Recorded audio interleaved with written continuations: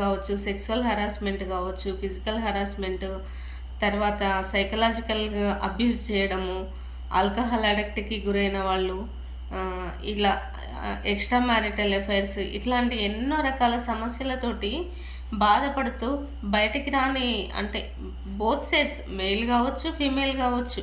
భార్య ద్వారా భర్తలు సఫర్ అయ్యే వాళ్ళున్నారు. భర్తల ద్వారా భార్యలు సఫర్ అయ్యే వాళ్ళున్నారు. కానీ ఎక్కువ చూసుకున్నట్లయితే గనుక ఉమెన్‌కి ఎన్ని రక్షణ చట్టాలున్నప్పటికీ, ఏదున్నప్పటికీ కూడా వాళ్ళు ఎక్కడికెళ్ళాలో దిక్కుతోచని పరిస్థితులలో చాలా ఇబ్బందులు పడతా ఉన్నారు.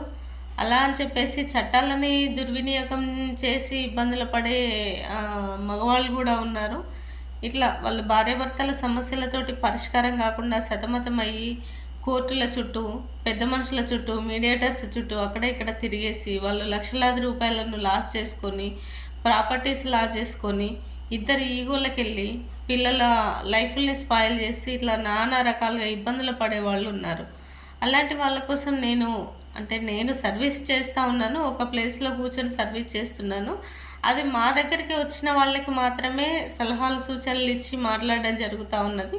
ఇట్లాంటి వాళ్ళు రాష్ట్ర స్థాయిలో కావచ్చు, ఇంకా వేరే రాష్ట్రాలలో దేశవ్యాప్తంగా కూడా చాలామంది ఇంకా గడప దాటని వాళ్ళు ఎంతోమంది ఉన్నారు. వాళ్ళ సమస్యకి పరిష్కారం దొరక్క ఎక్కడికి వెళ్ళాలి, ఏం చేయాలి, ఎలాంటి సలహాలు ఎవరిని అడిగితే బాగుంటుంది అన్న ఉద్దేశంతో గడప దాటి బయటికి రాని వాళ్ళు కూడా చాలామంది ఉంటారు.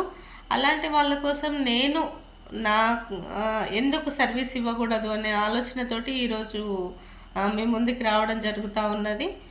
నేను ఒక స్క్రీన్ మీద నా నంబర్ ఇస్తూ ఉన్నాను. ఇప్పుడు ఈ వీడియోలో ఉన్న స్క్రీన్ మీద నా నంబర్ ఇవ్వడం జరుగుతుంది, పర్సనల్ నెంబరు. మీ యొక్క అట్లాంటి సమస్యలతోటి సతమతమై పరిష్కారం దొరక్క ఎక్కడికి వెళ్ళాలో తెలియని సిచ్యువేషన్లో ఉన్నప్పుడు ఈ నెంబర్ని కాంటాక్ట్ అవ్వండి. నేను ఖచ్చితంగా మళ్ళీ మీకు కాల్ బ్యాక్ చేస్తాను. కాల్ బ్యాక్ చేసి మీ యొక్క సమస్యలకి పరిష్కార దిశగా సలహాలు, సూచనలు ఇవ్వడం జరుగుతుంది. అంటే మీ యొక్క సమస్యను బట్టి దాన్ని నేను మాట్లాడడం జరుగుతూ ఉంటుంది. నమస్తే.